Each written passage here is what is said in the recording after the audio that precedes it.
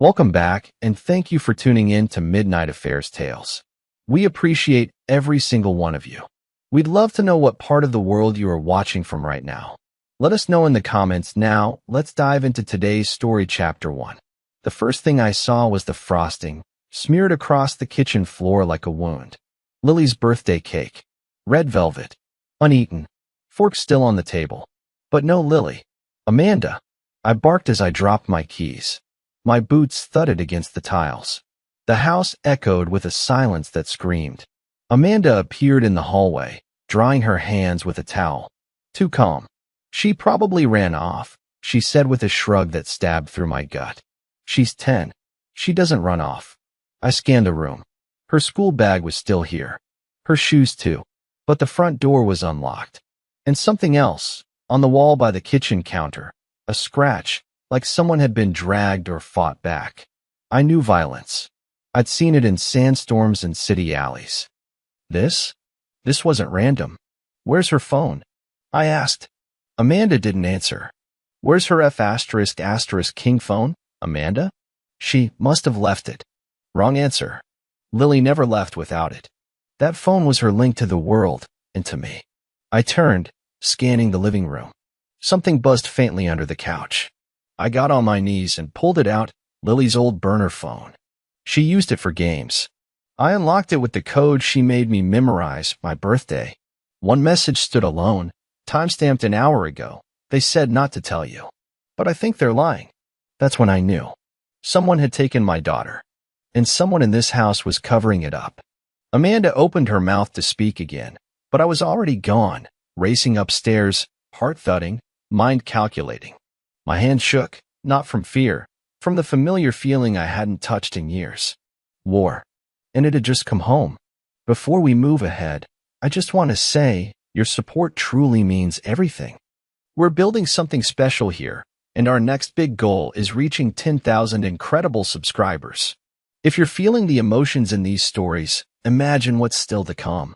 Subscribe now, be part of this amazing journey, and let's keep growing together. Your one click can make a real difference. Let's continue the story. I stared at the scratch on the wall again. Jagged. Fresh. It was low kid height. There was a faint smear next to it. Blood? Maybe. I took out my knife and scraped a sample into a plastic bag. Old habits never die. I walked outside, noting the ground. Soft soil. 2 sets of footprints leading to the side gate. One adult-sized. One smaller. Lily's. The adult didn't wear boots. Flat soles. Civilian. Amanda, I said, turning slowly. Why's the gate open? She stood in the doorway, arms crossed, trying to hide that trembling lip. I told you. She went out. Probably to the park. No. I stepped closer. The park's behind the house. This path leads to the street.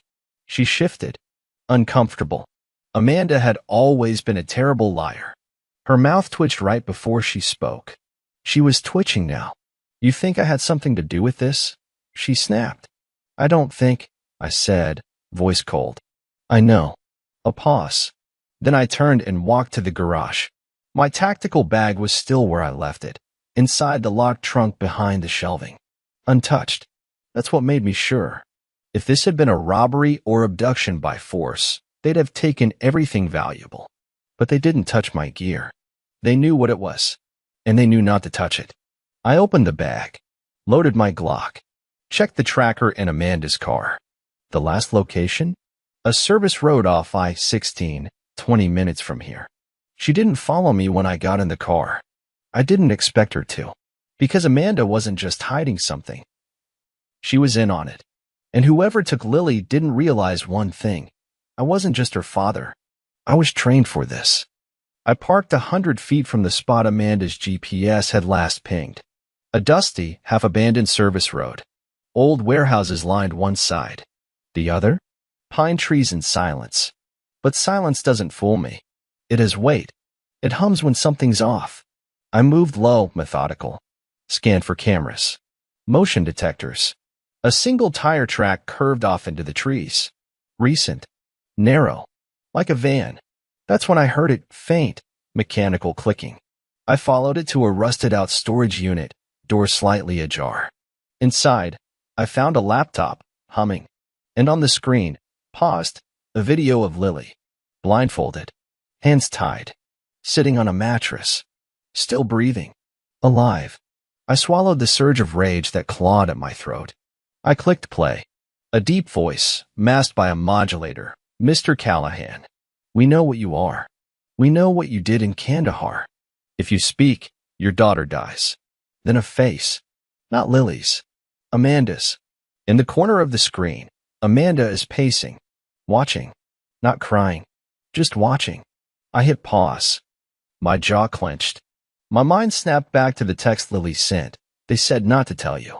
But I think they're lying. Lily knew. I reached into my jacket and pulled out the old military medallion I gave her when she was 5. It was a GPS keychain too, microchipped and encrypted. And I had the tracker. I tapped into the signal. A red blip appeared 74 miles west. Still moving. They were transporting her. I had 2 hours, maybe less. I closed the laptop, exhaled slow, and whispered the promise out loud. I'm coming, baby. And I'm bringing hell with me. I didn't go home. I drove to a bar off the highway where the cell signals are garbage and the bartender doesn't ask questions. I sat in the darkest corner, pulled out Amanda's old phone from my glove compartment, the one she thought I never found, and tapped into the spyware I'd installed 2 years ago. At the time, it was just routine security. I never expected to use it on her. But tonight, it was my lifeline. Her call history loaded. Last night, 2 calls to Ryan. Ryan Garrett, my business partner for 8 years. The man I trusted with my company. With my life. There were voicemails too. I plugged in my earpiece and played them back. Jack can't know. He'll burn it all down if he finds out. Tell them I'm keeping him distracted. Just get the girl out. I sat there, heartbeat slow, breath steady. The kind of calm I only knew in combat, right before a kill shot. I didn't rage. Rage clouds judgment. I planned. I copied the data to a burner drive. Then I made 2 calls, one to an old contact in Cybercom, the other to Marty, a fixer from my Black Ops days. I gave them everything I had, Amanda's contacts, the van's last GPS hit, even the voice from the video. And then I texted Amanda. We need to talk. No cops. No lies. Just answers. Her reply came instantly. Jack, please don't do this. But she was too late. I knew what she'd done. I knew what she helped Ryan do. And now I needed to know why. Because betrayal like this doesn't just happen. It's built, layer by layer. And I was ready to tear every layer apart. Amanda agreed to meet at the marina. Neutral ground. Public, but quiet. She arrived in sunglasses and a hoodie, like that could hide the guilt dripping off her. Where is she? I asked, voice flat. Amanda didn't answer. Just sat on the bench beside me, hands trembling. She didn't cry. Not yet. You lied, I continued. You said she ran off. But you knew. You knew where she was the whole time. I didn't have a choice, she whispered. There's always a choice. She looked at me then, and for a second, I saw a flicker of the woman I married. Then it was gone. They came to Ryan first. He owed money. Gambling. Debt. I don't know. They threatened to kill him, and then they came to me. Said if we gave them access to your firm's security routes, they'd leave us alone. And Lily, she swallowed hard. They said they needed leverage. Said if we gave them Lily, you wouldn't go public. You'd stay quiet. My hands curled into fists. You handed our daughter over like she was a briefcase. No, she snapped. It was Ryan. He said it'd be for a few days. Just to scare you. Then they changed the plan. I leaned in, face inches from hers. What changed, Amanda? She looked away. You started digging. They knew you wouldn't stop. They were right. I stood, heart like stone. Amanda reached for my arm, voice breaking. Jack. I didn't mean for this. Save it. I cut her off. You meant enough of it. I turned away, pulled out my phone. The tracker Lily had on her medallion was moving again southbound, fast. Whatever plans they had, they were in motion. So was I. I found Ryan at the gym he used to brag about owning but never really worked out in. He was in the private training room, hitting a heavy bag with all the power of a spoiled banker. He didn't see me come in. He definitely didn't expect the Glock pressed to his spine. "Miss me?" I said. He froze, arms raised. "Jack. Hey, listen." Turn around slowly. He did. Face pale. Sweat beading. The coward was finally unmasked. "Where is she?" "Jack." I didn't. I drove a fist into his gut. He hit the floor hard, gasping. "No lies, Ryan. I have Amanda's calls. The video. The wire transfers." That got his attention. "Okay," he wheezed. "Okay, look. They took her. The cartel. They wanted you out of the picture. They said you were poking too close to some deals." "What deals?" "Defense contracts. Overseas shell fronts. You were asking too many questions. They thought you'd talk. And you just gave them my daughter?" "They said they wouldn't hurt her," he muttered. "They said it was leverage. You'd back off if they had her. They were wrong." Ryan sat up slowly. "You don't understand, man. These guys aren't street thugs. They're professionals. Ex-military. Black market buyers. They have real reach. So do I." I stepped closer, pressed the barrel to his kneecap. "Give me a name." He hesitated. Then, "Victor Morello. He runs operations out of Nuevo Laredo. Imports. Mercs. Ghost-level ops. That's all I needed." I left Ryan on the floor, bleeding and shaking. Because the hunt wasn't just about finding Lily now. It was about burning down every bastard who touched my family. And Morello? He just got moved to the top of the kill list. The sun was setting behind the Savannah skyline as I walked into the old shipping warehouse near the docks. Dust hung in the air like fog. The location came from Marty. One of his off-the-record sources flagged it as a cartel meeting spot. Quiet. Unmonitored. Ideal for rats like Ryan and his friends. I stayed in the shadows, stepping between rusted containers.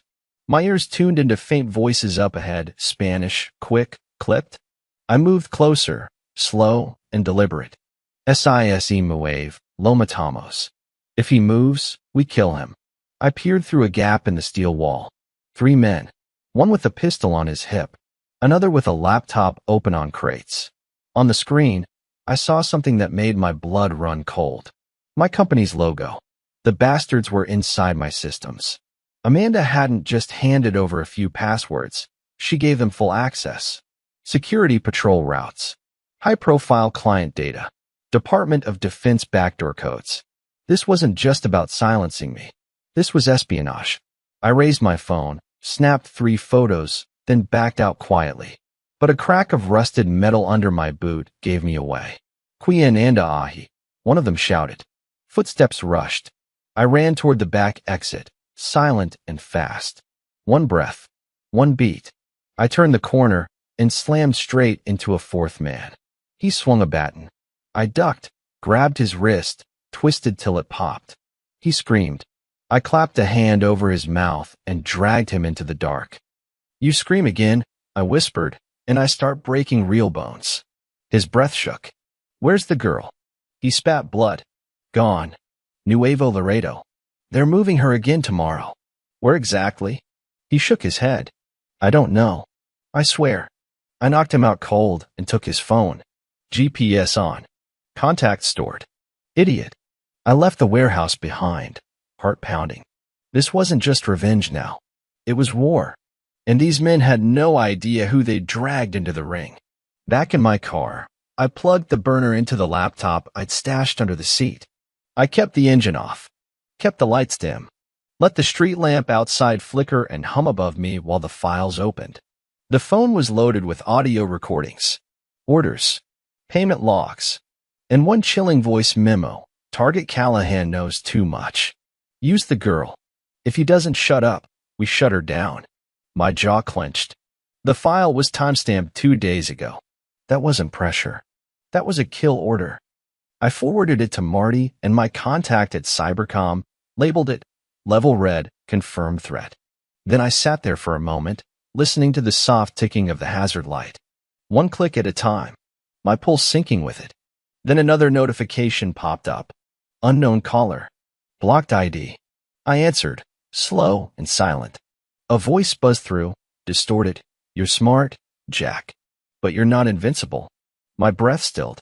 You're trying to play soldier again, the voice said, but this is different. This is global. And you're alone. I didn't speak.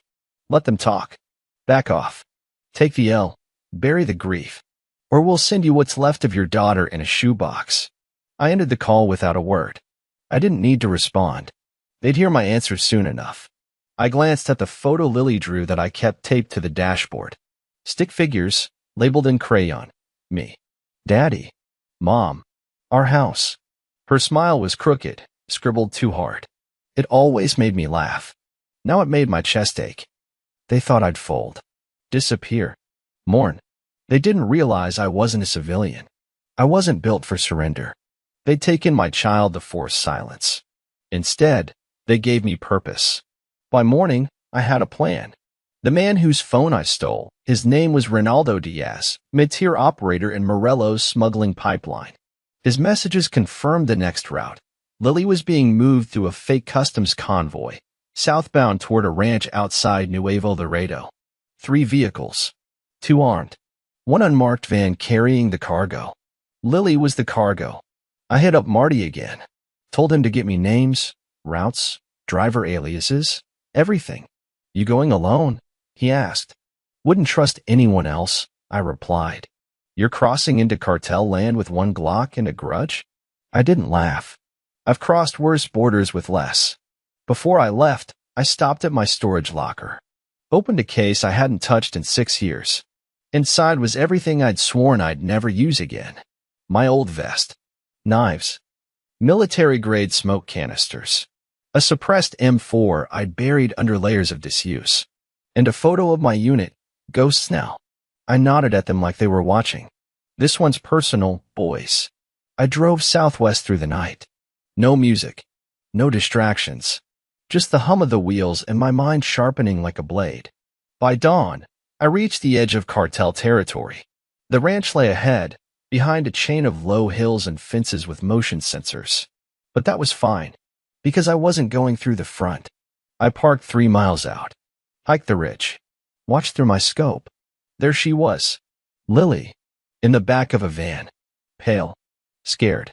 But alive. I adjusted the safety on my rifle. Took a breath. And whispered the words no enemy ever wants to hear. Daddy's coming. The air smelled like gasoline and sweat. I lay prone on the ridge, 800 yards from the ranch, watching the convoy prepare to move. A white van sat in the middle. Unmarked. Covered in dust. 1 driver, 1 passenger, both armed. A cartel SUV in front. Pickup with mounted surveillance gear in the rear. Flanking. Tight formation. Military-level discipline. Amateurs wouldn't run security like this. But I wasn't targeting amateurs. I was targeting ghosts, same as I used to be. I marked wind direction. Calculated timing. Visuals were tight, but the back of the van had one weakness. A half-second delay between the driver's door closing and the locks auto-engaging on the cargo section. That's all I needed. I loaded smoke. Slid 2 flashbangs into a thigh holster. I wouldn't go in loud.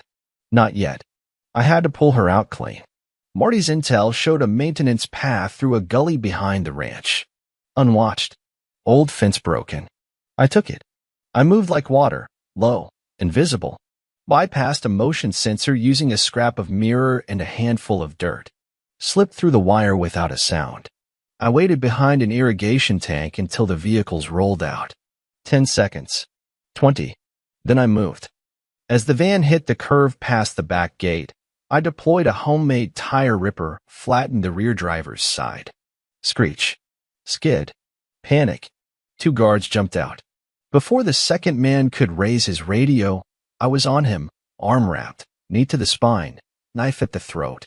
He dropped cold. The first guard turned too late. I shot him through the leg. Not to kill. Just to end it fast. Then I ran to the van. Lily. I shouted. A muffled scream. I yanked the rear doors open. There she was, duct-taped, eyes wide, heart pounding. Her tiny wrist bruised. Daddy? She whimpered. I've got you, I said, voice trembling. You're safe now. I'm here. But I wasn't. Not yet. Because a drone overhead buzzed to life, and a red dot blinked on my chest. We dropped behind the van as the laser tracked me. I pulled Lily close, shielding her with my body. Then I heard it clicking. Not a rifle. A drone signal, someone watching. Live. I scanned the trees. Caught a shimmer, barely visible, where light refracted off something metal in the branches. A high-tech surveillance drone. That wasn't cartel tech. That was government grade. And they'd been watching us since I hit the ridge. Lily, I whispered, I need you to do something. She nodded. Brave. Just like her mother used to be before the lies. Remember that painting you made for me? The one with the cabin and the blue roof. She blinked. You mean the one where the sun had sunglasses? I smiled, just for a second. Yeah, you said it was our safe house. 'Cause you said that was where the bad guys couldn't go.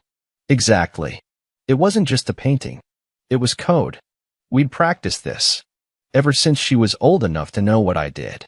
I made our emergency drills into bedtime games. She memorized landmarks like other kids memorize TikToks. The blue-roofed cabin was real. In North Carolina. Mine. Off-grid. And she remembered. I fired one blind shot into the drone's direction. Enough to startle, not destroy. Bought us a 2-second window. I grabbed Lily, bolted for the brush, vanished into the trees. No gunfire followed. Strange. We didn't stop moving for 20 minutes. When we reached the parked ATV I'd buried under brush the night before, Lily finally spoke. Are they going to keep chasing us? Yes. Are you going to stop them? I met her eyes, green, like mine. I'm not just going to stop them, baby. I'm going to bury them. We reached a gas station on the outskirts of town by nightfall. I wrapped Lily in a hoodie and dark cap, gave her protein bars and a juice box. She didn't speak much. Trauma does that. I kept an eye on the door while I used the burner phone to dial Amanda. She picked up after 2 rings. Jack. Her voice cracked. I got her. Oh, thank God. Don't you dare pretend to pray. Silence. She's bruised, Amanda. They tied her up like cargo. I didn't know, she said, voice breaking. They said, Ryan said, it was just for leverage. Ryan's a roach. And you? You stood there and let them drag her into hell. I wanted to stop it. I tried bullshit. I snapped. I saw the video. You watched them prep the handoff. You watched. I could hear her crying. But I felt nothing. Just cold resolve. What do you want from me, Jack? She whispered. Names. Routes. Codes. I want everything Ryan gave them. And I want it now. You don't understand. I'm dead if I talk. We both are. I leaned against the wall, eyes on Lily as she quietly peeled the wrapper off a candy bar. No, I said. You're already dead. The only question left is whether you go down alone. Amanda breathed heavy. Shaky. Then quietly she said, there's a server. At Ryan's condo. Hidden under the wine cellar. He kept backups. Contacts. Payments. Plans. You just bought yourself 5 minutes of mercy, I muttered. Use them wisely. She whispered something I almost missed. What? I didn't mean for this to happen. I hung up. Meaning doesn't matter when your child's been hunted. All that matters now? Justice. And I'm just getting started. Ryan's condo was luxury wrapped in glass, a high-rise fortress overlooking the city skyline. Gated access. Retinal scanner. 24-hour concierge. Didn't matter. I wasn't going through the front door. I built this man's security system myself. From a service tunnel 2 blocks away, I accessed an underground junction box and killed his fiber optic cameras with a looped feed. The guards would see 10 minutes of a hallway stuck in time. That's all I needed. I scaled the south wall using climbing hooks, slipped into the rooftop HVAC. It was surgical, quiet, controlled. Inside, the condo reeked of betrayal, cologne, cigars, imported leather. Walls lined with art he didn't understand and books he never read. But I wasn't here for his lifestyle. I was here for the truth. Under the wine cellar was a concealed steel hatch. Fingerprint locked. I pried open the wood panels and used a digital bypass tool, military-grade tech I swore I'd never use again. But promises mean nothing when your daughter's been bound and trafficked like cargo. The hatch hissed open. Inside, a panic room. And a server. It glowed with humming lights. Active, Alive. I started downloading everything: client lists, payment trails, cartel links, arms deals. Files named in code, but I recognized one phrase: Project Silence. I opened it. There it was, a full timeline of my movements. Surveillance logs. Satellite photos of Lily's school. They tracked us for months. This wasn't impulsive. It was orchestrated. And at the bottom, Amanda's name. She hadn't just cooperated. She'd volunteered. The sickest part? There was a note. If leverage fails, eliminate Jack Callahan. Stage accident. I stared at that line for a long time. Then I copied every file, wiped the drives, and left behind a flash drive with one line of text on it. Tick-tock. The cabin in North Carolina was nestled between two ridgelines, surrounded by forest, unreachable by road without knowing the path. It had no address, no Wi-Fi, and no neighbors. Only one person besides me had ever been there. Lily. I carried her inside, wrapped in a warm blanket, and set her on the couch. Her hands trembled. Her eyes stayed locked on the window even when I told her we were safe. I made tea, sat across from her. You remember this place? I asked softly. She nodded. The fireflies, we saw them here once. You were 6. You caught one in a jar and named it Dave. She almost smiled. Almost. But the smile fell away. They said you wouldn't come, she whispered. Who said that? The man in the van. He said you'd forget me. I clenched my jaw. He lied. I know. Then she reached into the pocket of her hoodie and pulled something out. A silver button. I took it from the guy who locked the van. He said his name was Lucien. He had a scar. Like, here. She touched the side of her neck. I leaned in. Lucien. She nodded. He had a snake tattoo on his hand. He dropped the button from his coat. I thought, maybe it would help. It wasn't just a button. It was a uniform tag. And I recognized the insignia: French Foreign Legion, ex-Special Forces. Lucien wasn't cartel. He was black market muscle. Mercenary. Which meant we weren't just fighting drug runners anymore. We were up against professionals. But she gave me what I needed: a name, a face, a trail. I pulled her into my arms, kissed the top of her head, and whispered, You did good, baby. You did better than good. Because her whisper just gave me the edge I needed. Now I wasn't just hunting. I was hunting Lucien. Dawn hit like a war drum. I left Lily with Marty's cousin, ex-Marine, off-grid specialist. The only man I'd trust to guard what mattered most. Then I hit the road, geared up in tactical black. Every weapon loaded, every step precise. Lucien was spotted 2 hours from the border, heading toward a safe house near Eagle Pass, Texas. Untraceable vehicle, no plates. My cybercom contact pulled satellite heat maps. He wasn't alone. I drove hard and fast, no music, just the hum of wheels and a loaded plan forming in my head. By midday, I reached a desolate gas station 5 miles from the safe house. Refueled. Waited. Then I saw it. A black SUV. Windows tinted. Moving like a ghost. It pulled in. One man stepped out. Lucien. He moved like a soldier, confident, silent, precise. Scar on the neck. Snake tattoo. He entered the station store while the driver fueled up. I followed. Inside, I grabbed a bottle of water and walked up beside him at the counter. Long drive? I asked. He glanced at me. No recognition. Hot day, he replied. I met his eyes. You remember Lily Callahan? He froze. Everything slowed. He reached, but I moved faster. My elbow slammed his jaw. His hand hit the shelf. I spun him, pinned him against the drink's cooler, and whispered in his ear. You picked the wrong child. He growled. You're dead, Callahan. They already marked you. They should have used stronger ink.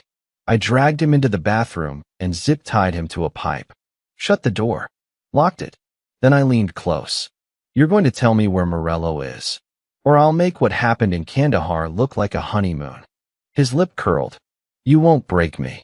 I smiled. Lucien, I'm not here to break you. I'm here to erase you. Lucien broke after 6 hours. It wasn't the pain. I knew how to apply pressure without breaking flesh. It was the silence. The way I stood over him, calm, surgical, unmoved. That's what cracks men like him. Not rage. Stillness. He gave me an address in Matamoros, Mexico, a factory turned safe house. He said it was one of Morello's ghost sites, the kind no government official dared poke. That's where they took the high-value leverage. That's where Morello was. I gagged Lucien and left him zip-tied to a bench in a roadside sheriff station lobby. Anonymous tip already sent with GPS coordinates and a recording of his confession. The man would rot in a concrete hole by sundown. Then I went to work. Before I crossed the border, I spent a day preparing. Back in Houston, I hit an old favor, Santos. Ex-Delta, now running a tactical gear rental front for private contractors. He owed me from Mosul. When I told him what happened, he didn't blink. You want entry gear or burn gear? He asked. Both, I said. And I need it clean. No cereals. No heat. 2 hours later, I had everything.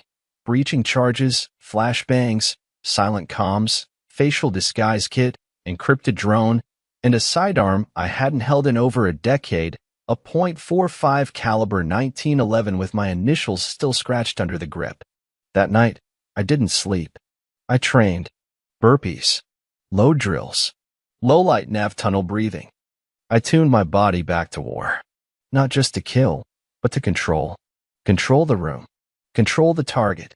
Control the outcome. Because the next step wasn't rage. It was precision.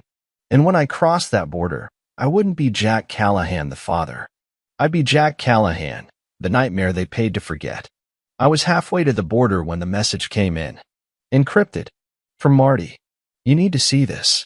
Attached was a video. Timestamped. Dated 3 weeks before Lily's kidnapping. I pulled off the road, opened my laptop in the back seat, and hit play. Amanda. Sitting in a dimly lit hotel room. Talking to someone just off screen. He won't stay quiet, she said. He's asking questions again. Pulling old files. Ryan's voice answered. Then we make him quiet. Amanda looked down. Twisted her wedding ring. If he finds out about Istanbul, he'll never forgive me. Ryan laughed. We're already past forgiveness. I paused the video. Istanbul? I rewound. Played it again. Slower. If he finds out about Istanbul. I hadn't thought about Istanbul in years. A mission gone sideways. A diplomat's death. But it was buried. Classified. No one knew except the team, and Amanda had sworn she never read those files. But she had. And someone else had, too. I dug deeper into the files from Ryan's server. Scanned through backups Amanda thought were deleted. There it was, a string of files flagged Istanbul_cover2. She'd leaked mission files. Covert logs. Locations of CIA assets. I dropped my head into my hands. Amanda wasn't just helping Ryan launder cartel money. She was a traitor. And Lily? She wasn't just collateral damage. She was insurance. If I ever blew the whistle, they'd use her.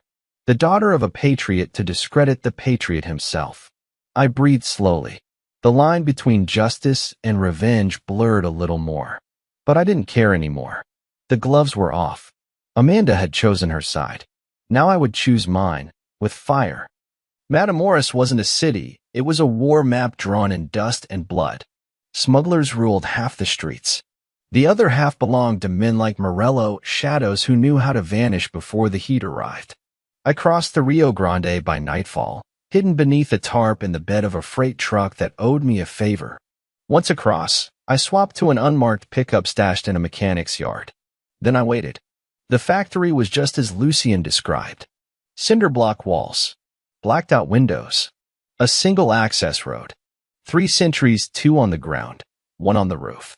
I flew a silent drone overhead, custom rigged with infrared and low-frequency tap. It picked up a dozen heat signatures. One of them matched Lily's size. 2nd floor. Far corner room. Surrounded. The assault couldn't be messy. It had to be surgical. I parked 2 blocks away. Went in on foot, gear wrapped tight, vest snug, heartbeat steady. I climbed the rear drainage pipe, slid onto the 2nd-story catwalk, crept along the metal beams until I was above the sleeping guards. Flashbang. Drop. Suppress. 3 down in 5 seconds. I swept into the hallway, rifle up, cleared corners with no hesitation. The screams started too late. I reached the door, kicked it open. Lily wasn't there. It was a decoy room, a doll under a blanket, warmed by a space heater to mimic her body temp. Trap. Too late. I heard the hiss of gas. Then the door slammed behind me, and everything went black. The gas hit my lungs like a freight train. Not tear gas. Too clean. This was sedative. Military grade. Slow the brain, then the body. Knock out the fight before it starts. But I trained for this. I dropped to the ground instantly, breath held, pressing my wrist to my mouth. Bit into the pill sewn into the band, activated charcoal and atropine mix. Old field trick. Give me 90 seconds of motor control. Enough to stay upright. Maybe. The door burst open. Boots thundered in. 2 men. Unmasked. I lunged. Swept the first one's leg. Drove my knee into his throat. He gurgled. The other swung a baton. It clipped my shoulder. Pain flared. I used it. Grabbed his wrist. Elbowed his jaw. He staggered. I slammed him into the wall. But my legs gave way. Vision blurred. Air thinned. Then, black. When I woke, I was in a metal chair, hands bound. Mouth dry. Blood on my lip. Lights above, too bright. A warehouse. Cold concrete beneath my boots. Across from me stood a man in a tailored coat. Salt and pepper hair. Calm eyes. The kind that had seen too much and cared too little. Morello. I expected more from a legend, he said, pouring himself whiskey. Jack Callahan. Ghost of Kandahar.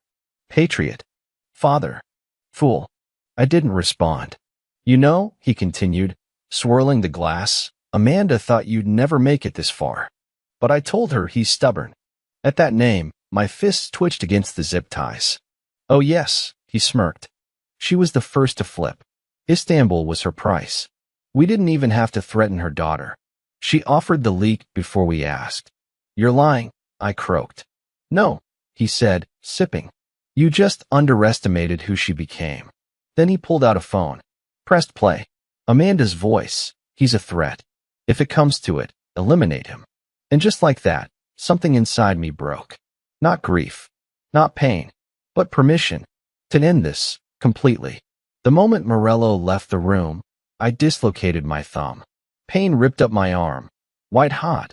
But the zip tie snapped. 30 seconds later, I had the chair leg free and the bindings around my ankles loose. I scanned the room. One exit. Security cam in the corner. No weapons in sight. Just steel shelves, storage crates, and a toolbox. I went quiet. Patient. 2 guards rotated every 15 minutes. When the next one stepped inside, I was ready. I launched forward, chair leg raised, and cracked it across his face. He dropped. I caught his pistol before it hit the ground. The other shouted too late. 2 rounds. One to the knee, one to the chest. Non-lethal. Fast and brutal. I took his radio. Package stable. Room secure, I growled, mimicking his voice. Then I moved. Room by room, floor by floor, clearing, sweeping, reclaiming control. Until I found the room marked with a red X. I opened it slow. And there she was. Lily. Tied to a chair, gagged, but awake. Alert. Our eyes locked.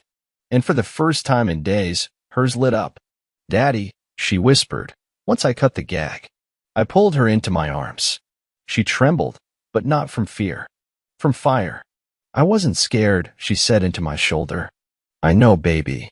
I remembered what you taught me. How to count the steps. How to listen for routines. I kept track. There's a guard every 15 minutes. 2 shifts. 6 men. I pulled back. Stared at her. You did good. She nodded, teeth gritted. Let's burn them. And just like that, I realized something. They didn't just underestimate me. They underestimated her. We didn't run. We hunted. With Lily close, I swept through the corridors, collecting weapons, grenades, maps. Every piece of intel I could grab. I gave her a knife, light, and radio. She followed every move like we'd rehearsed it. This wasn't panic. This was war. I rigged explosives on structural beams. Timed fuses. Just like old times. Stay behind me, I told her. If anyone gets near you, you do what I taught you. She nodded, eyes fierce. As we neared the exit, gunfire cracked through the hall. They'd found the bodies. Time was up. I kicked open a side door. Smoke bomb out. Vision gone. I dragged Lily low fast. Bullets sprayed overhead. One clipped the wall inches from her. We dove through the service hallway. Emergency lights flickering red. Sirens now screaming. My charges had been spotted. I hit the detonator. Boom. The building shook. Screams tore through the concrete. We sprinted out the back as the west wing collapsed. I shoved Lily into the pickup, jumped in, slammed the gear stick, and tore through the gate just as the second blast hit. Behind us, the warehouse erupted into fire. Is he dead? Lily asked. Not yet, I said, jaw tight. But he'll wish he was. We crossed the border at dawn, through a smuggler's tunnel I paid dearly to use. When we emerged into daylight, I looked over at Lily, covered in ash, silent, holding my hand. She didn't cry. She didn't flinch. She looked forward, and so did I, because I wasn't done yet. Amanda was still out there, and now I had unfinished business. With my wife. 2 days after the explosion in Matamoros, Amanda appeared on the evening news. I watched from a motel in El Paso, sitting beside Lily, both of us still recovering from smoke and adrenaline. The TV flickered with her face, hairstyled, fake tears on command, speaking into a podium at a federal press conference. I'm just thankful our daughter was rescued, she said, voice trembling. This has been the hardest time of my life. Hardest time of her life. I turned off the TV before I punched it. Lily didn't say anything. She just sipped her juice and watched me.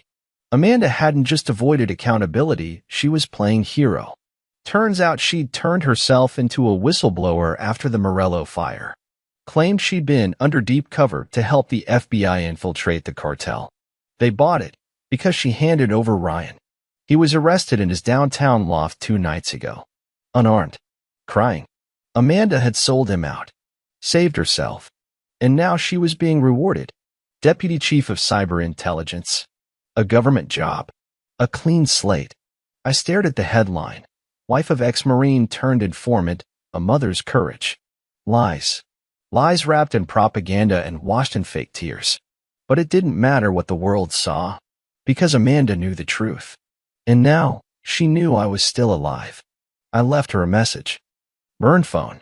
No ID. Just a photo. Her and Lily on the front porch from 3 years ago.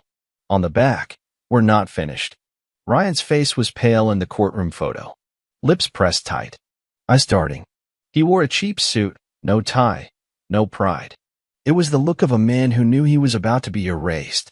He was testifying before a closed federal panel in exchange for leniency. What they didn't know. He was lying to them too. Through Marty's federal source, I got access to the testimony logs. Ryan had given up cartel ledgers, yes, but he omitted one key detail. Amanda was the original leak. He painted her as a manipulated pawn, unaware of the full scope, protecting her, even after she sold him out. Loyalty, even in betrayal. Pathetic, but interesting. It meant he still loved her. That gave me an opening. I called him. Not directly, of course. I had my contact reroute the call through a secure line. Ryan picked up in a holding cell. Thought it was his lawyer. It's me, I said. Say nothing. Just listen. Silence. She sold you to buy herself a podium. More silence. Then, breathing.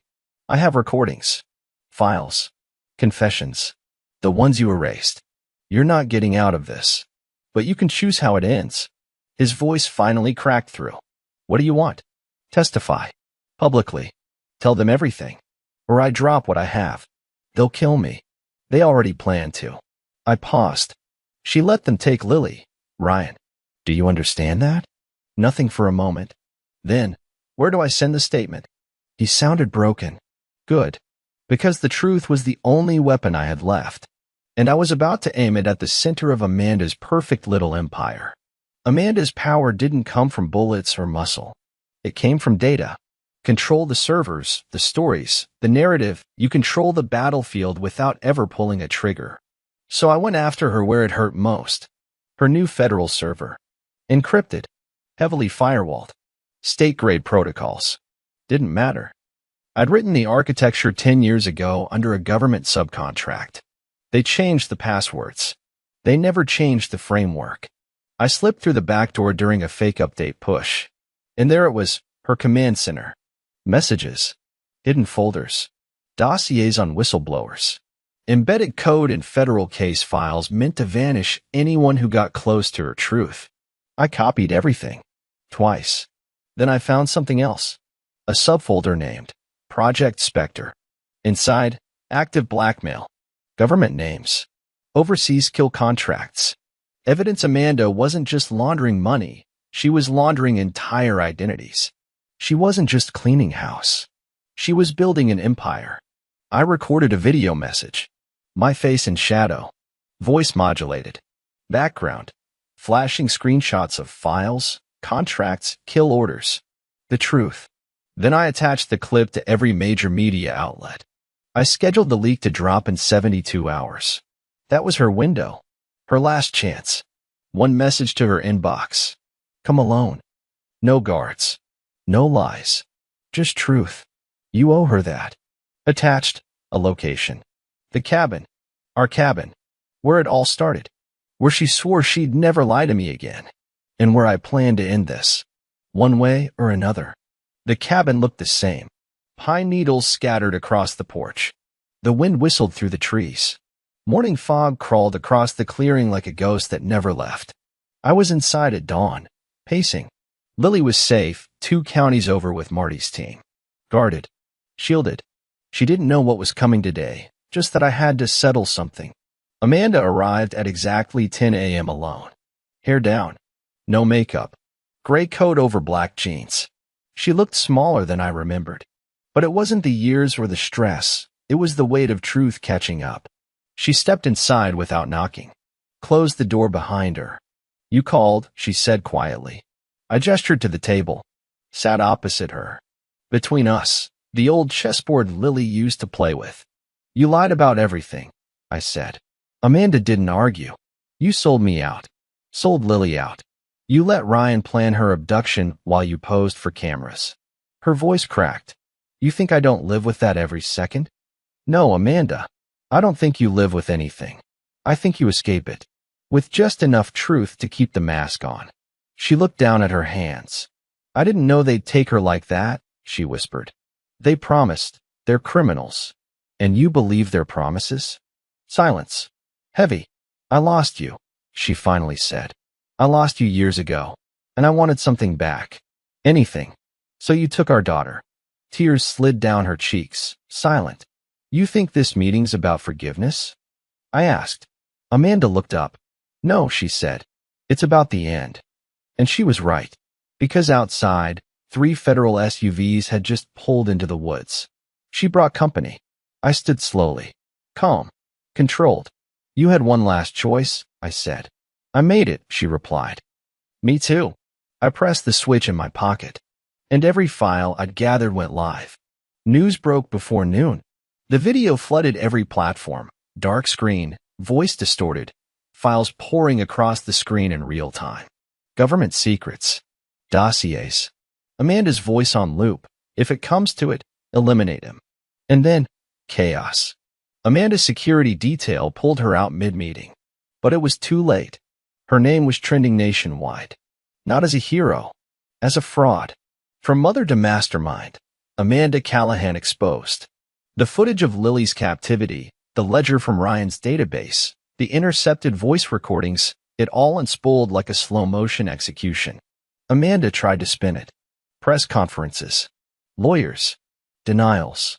But you can't argue with your own voice ordering a hit on your husband. Ryan's written testimony hit the wires the same day. His signature. His account. Her betrayal. The FBI launched a full inquiry into Amanda's division. Half her team resigned. One was arrested. And the public? They devoured it. Talk shows. Podcasts. Headlines. America's model wife was a ghost architect of federal corruption. She vanished from public view. No one knew where she was. Rumors said she went underground. But I knew the truth. She was hiding. Not from the government. From me. A week passed. I didn't chase her. Didn't need to. Justice had already caught up. But something inside me stayed unsettled. Not because she was gone, but because it wasn't finished. Closure doesn't come through headlines. It comes face to face. So I waited. And one night, she came to me. At the cemetery, where our son was buried, the baby we lost before Lily. The only place I knew she still visited. She stepped out of the shadows like a ghost. No makeup. No press coat. Just Amanda. She stood across the grave from me. I came to say goodbye, she said. No, I said, voice low. You came because Gilda's teeth. She closed her eyes. I'm not asking you to forgive me. Good, I snapped. Because you don't deserve it. We stood in silence, wind biting around us. I loved you once, she said. You loved yourself, I replied. And you used Lily as a pawn. Amanda looked up. You were never just a soldier, Jack. You were a force. And I didn't know how to keep up. I stepped forward. You didn't have to keep up, I said. You just had to stand beside me. But you ran. She nodded. And now I'll run for the rest of my life. She turned to walk away. Don't come near her again, I said. Not ever.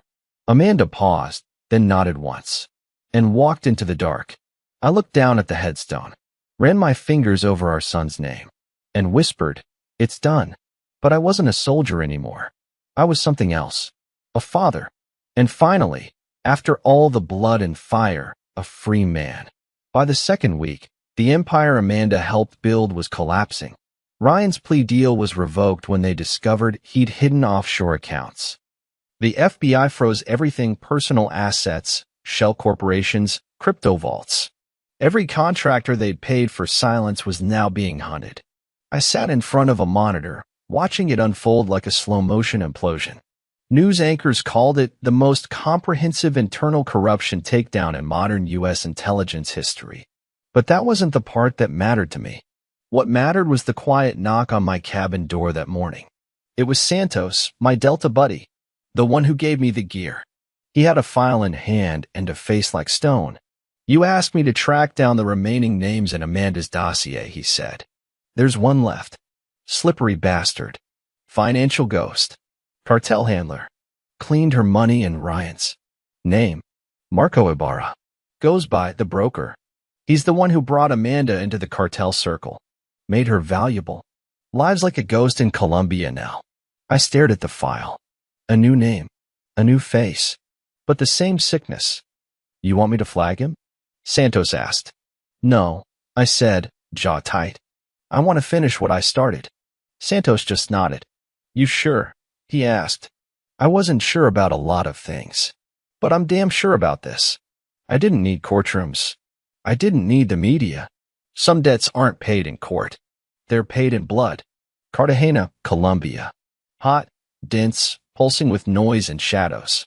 The city was beautiful on the surface, neon lights reflected in puddles, tourists crowding markets, music echoing from open bars. But below the surface, it bled secrets. I tracked Ibarra through offshore account logs. One of Amanda's old ledger entries listed payouts to a shell company traced to a penthouse registered under Victor Martin. That name didn't exist in any Colombian registry. But Santos's contact in the black finance world confirmed it. The broker lived here. I spent 2 days observing from a building across the street. Guards rotated every 4 hours.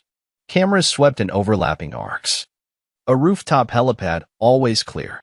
No digital footprint. No chatter. Classic cartel paranoia.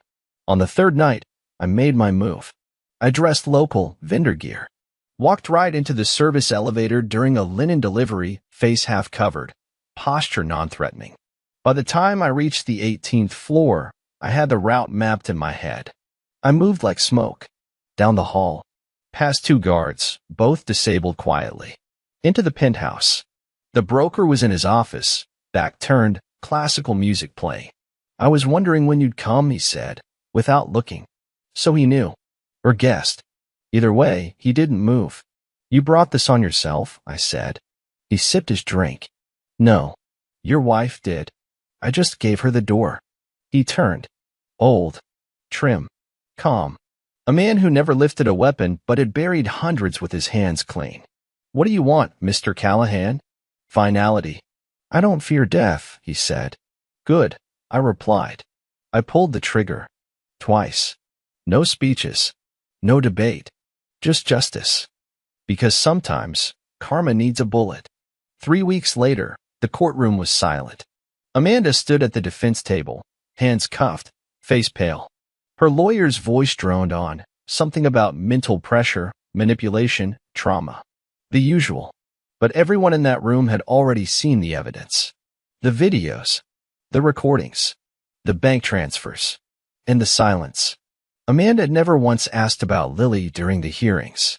That sealed it. The judge didn't waste time. This court finds you guilty on all charges: conspiracy to commit treason, obstruction of federal investigations, and endangering a minor.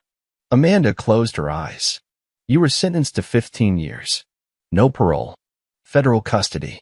No gasp. No outburst. Just a quiet thud as the gavel fell. I sat in the back row. Lily wasn't there. I wouldn't let her see her mother like this. Amanda was escorted out, shackled, head down.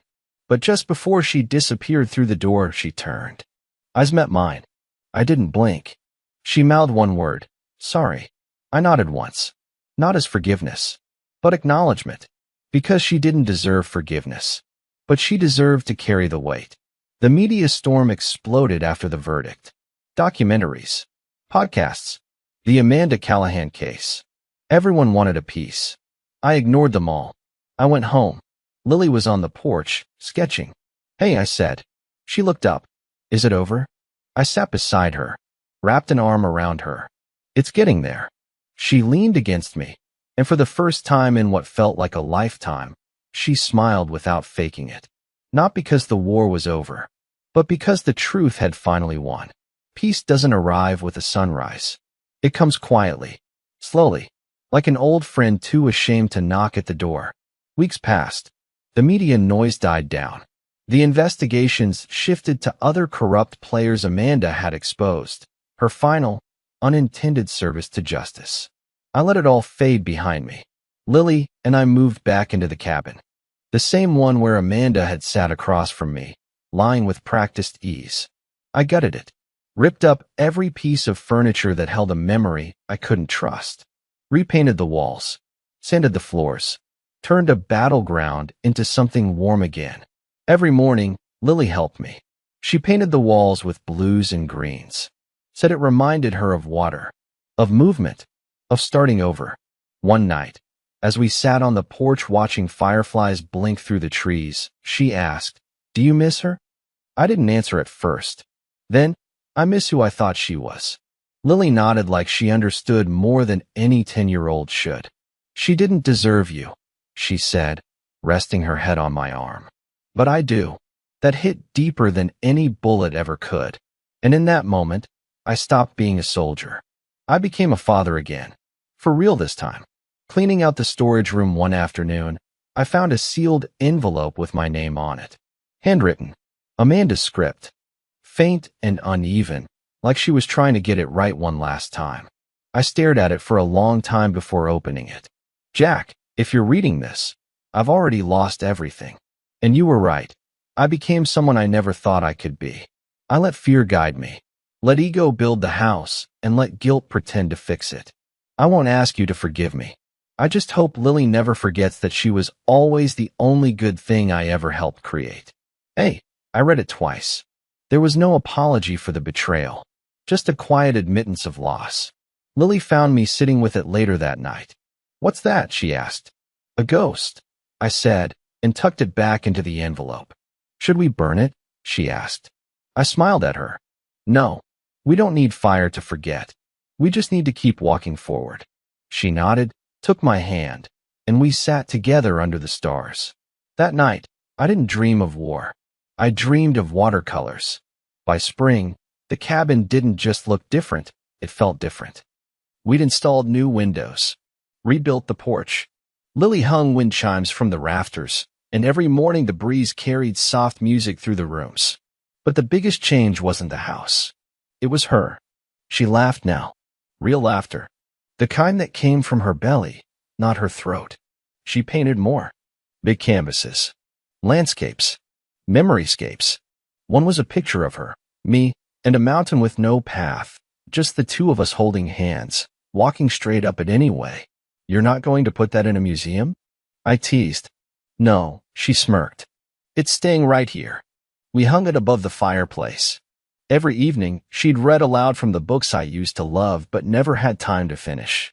Steinbeck, Bradbury, old soldier novels, hope wrapped in grit. One night, she paused mid-page and asked, "Do you think people like us ever get to just be happy?" I looked at her freckles, bruises long gone. I still older than her age. We don't wait for happiness, I said. We build it. She nodded and turned the page.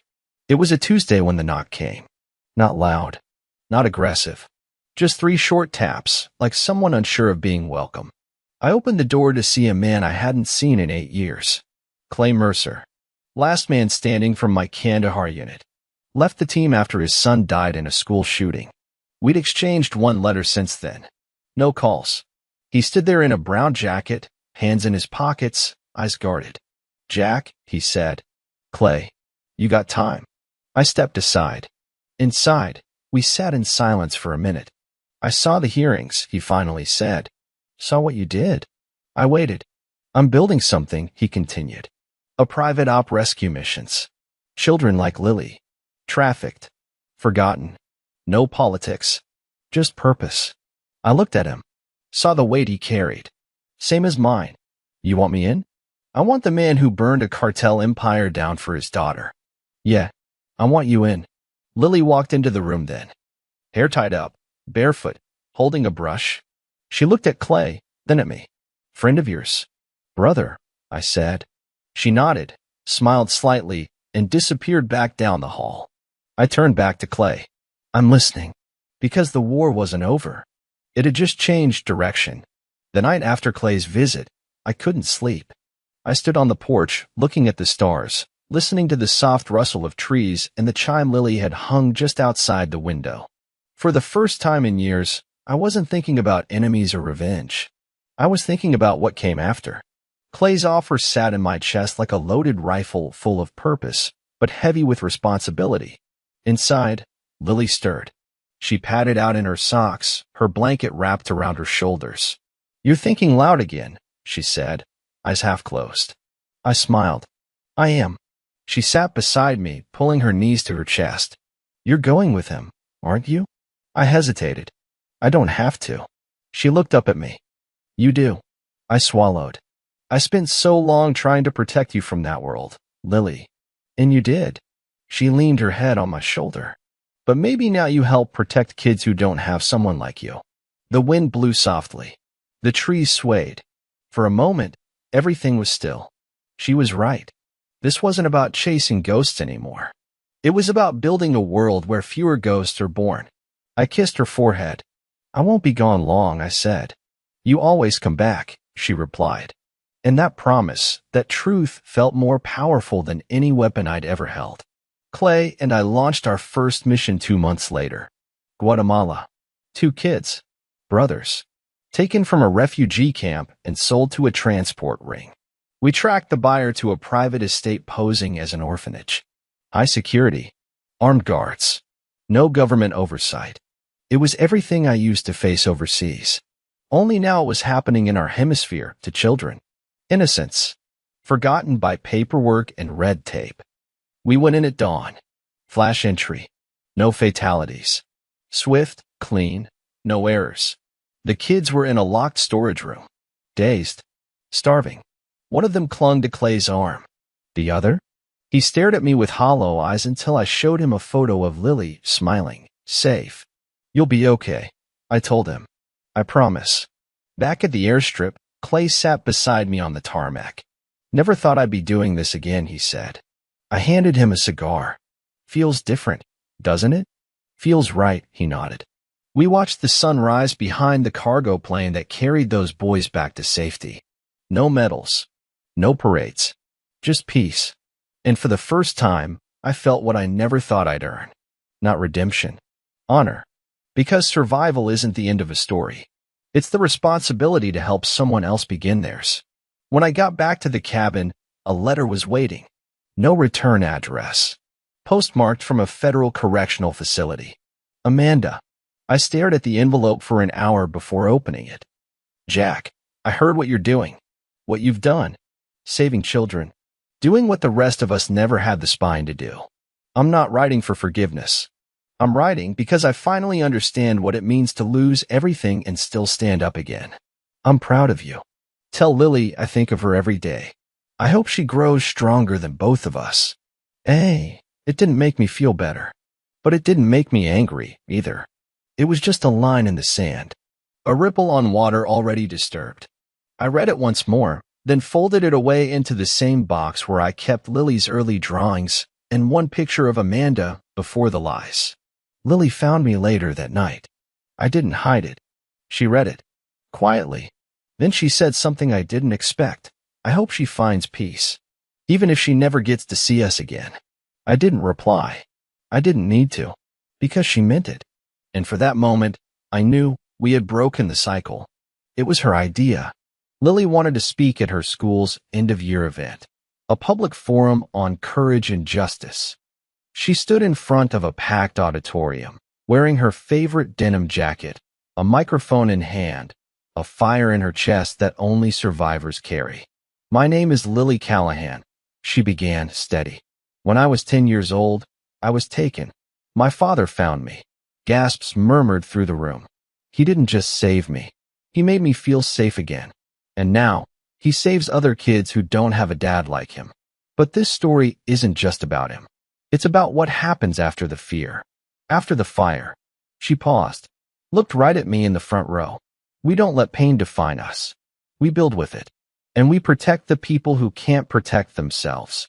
Tears welled in my eyes, but I held steady. Because she wasn't just my daughter. She was my legacy. She was the proof that we didn't just survive. We evolved. The hill overlooked a quiet valley in South Dakota, a private memorial site for Black Ops veterans never officially acknowledged. I stood there with clay, a folded flag in my hands, reading names etched into cold stone. Names of ghosts we once bled beside. Names the world never knew, but I'd never forgotten. We came to bury one more, Javier 6 Morales. My comms guy from the Kandahar unit. Gone in silence. No ceremony. No one to call him home but the two of us. The 3-round salute was quiet, ceremonial, just us, our hands over our hearts, our eyes closed. I laid the flag on the stone, whispered a few words I'd never say again. You were always the soul of our fire team, brother. We made it out, but we never really made it home. Clay nodded beside me, blinking back whatever men like us can't say aloud. You know, he said, we're the last ones left. I looked across the grave. Then we make sure we're the ones that matter. We left the site in silence. Not because there was nothing to say. Because we'd already said it all, years ago, between bullets and blood. 2 months later, Ryan was found in his prison cell. Stabbed with a toothbrush shiv. Multiple wounds. No suspect named. No camera footage.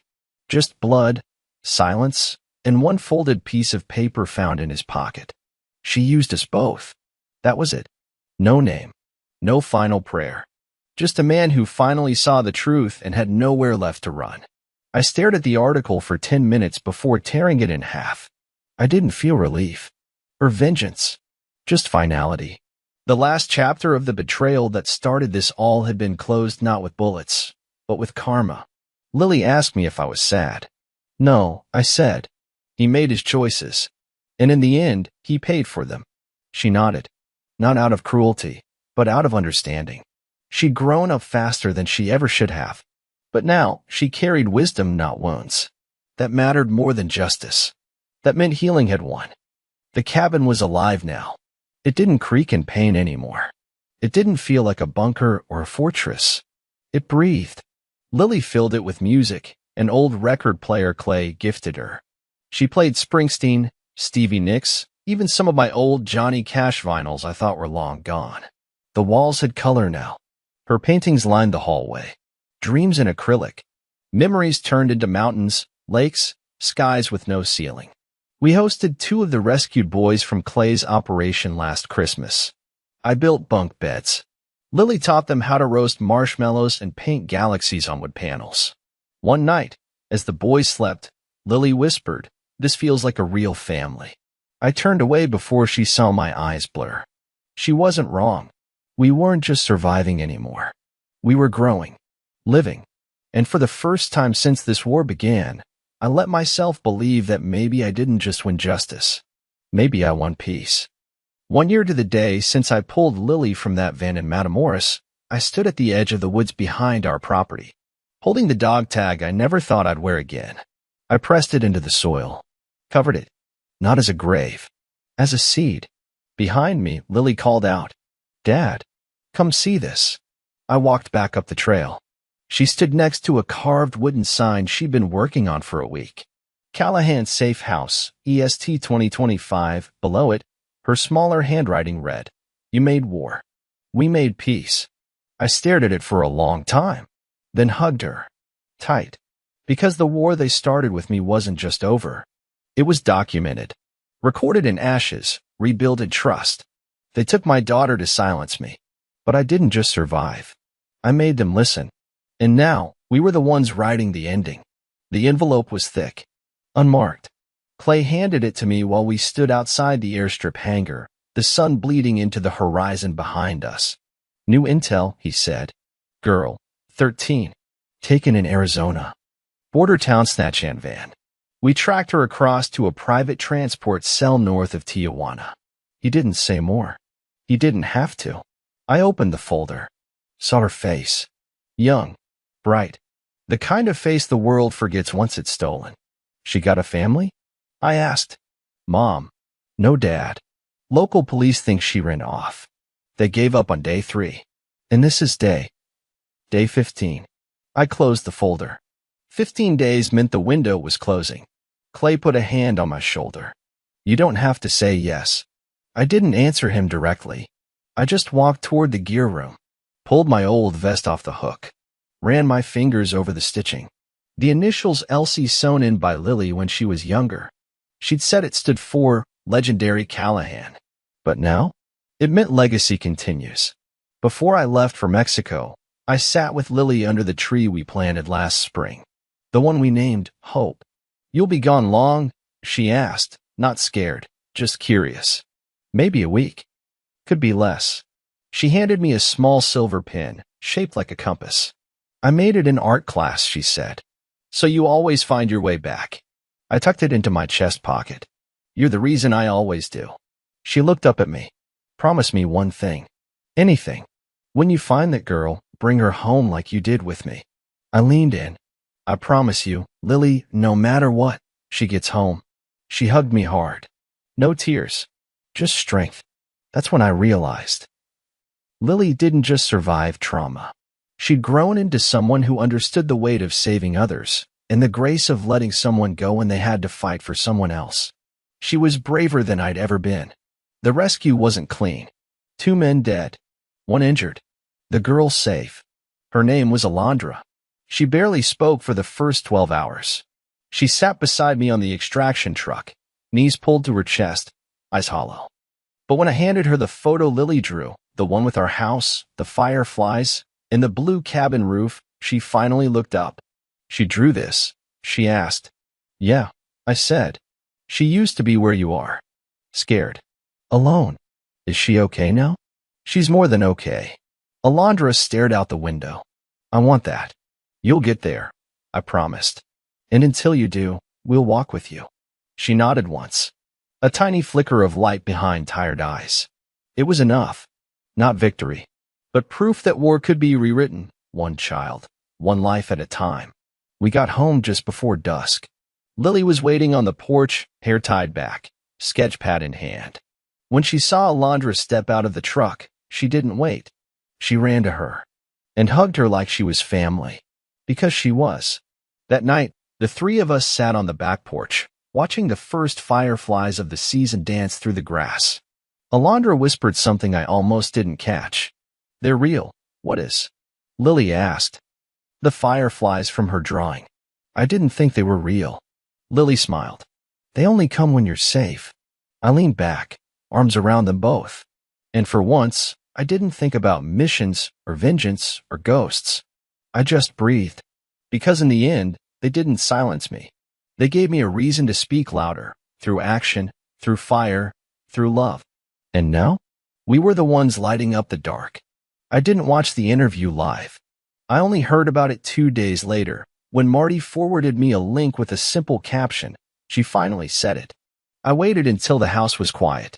Lily was asleep. Alondra, too, curled up in the guest room, holding one of Lily's plush animals like it was armor. I sat in the kitchen, poured a glass of whiskey, and hit play. The screen lit up with Amanda. Hair tied back. Orange prison uniform. No makeup. No lighting tricks.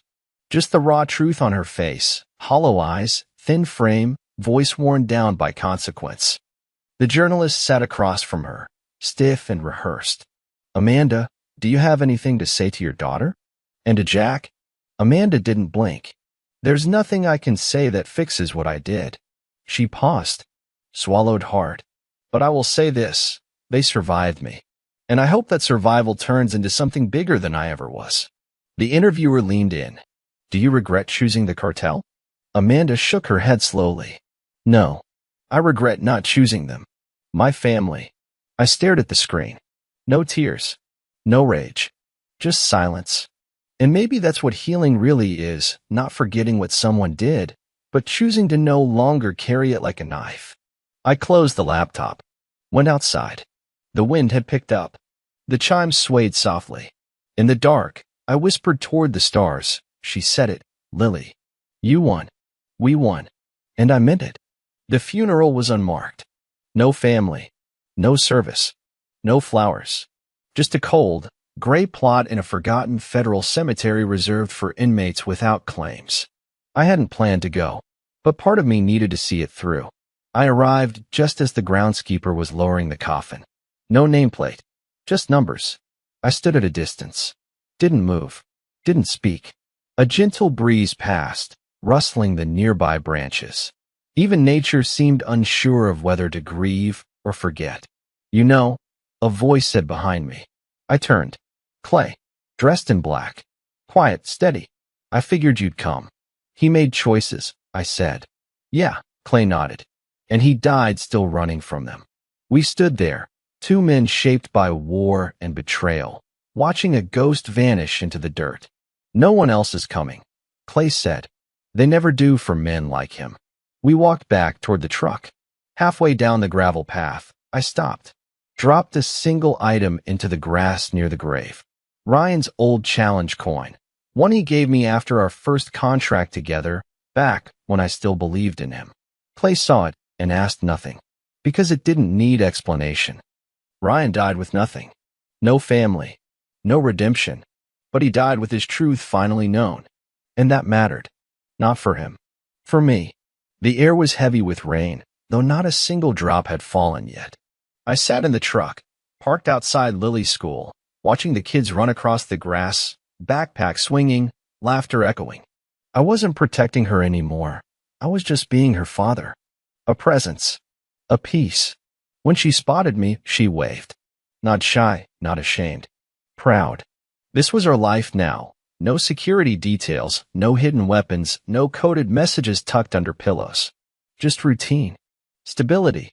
Something I used to believe I'd never get back. At home that evening, we made dinner together. Alondra helped.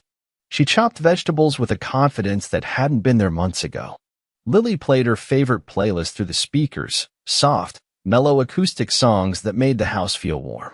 After dinner, Lily brought out a photo album. I want to show Alondra where we started, she said. We flipped through page after page. Old pictures of us in the early days, before the kidnapping, before the chaos. Then sketches, newspaper clippings, even one photo of Amanda, taped in at the corner. Lily looked at it. Quiet. Then she whispered, I don't hate her anymore. I nodded. That's how you know you've healed, I said. When you stop needing revenge to feel better. She closed the album and leaned her head on my shoulder. Do you think we're safe now? I took a breath. We're not just safe, I said. We're free. But as I looked out the window, I knew deep down, peace isn't a place. It's a decision. And every day, we choose it again. The final scene is this. Lily runs through a field of wildflowers behind the cabin, Alondra close behind. Their laughter mixes with the breeze, louder than any gunfire I'd ever heard. I stand by the old oak tree, hand on the wooden sign we built together, Callahan's safe house, where fire became light. The past still lives here, but only as a foundation. I open my journal, the one I started the day she was taken. I write one last line. They tried to silence me with fear, but all they did was remind me how loud love can be. Then I close the journal forever, because this isn't a story about revenge. It's about return, to self, to family, to purpose. And if you're watching this right now, maybe you're carrying something too. Something heavy. Something that was never fair, but still became yours. So here's my question to you.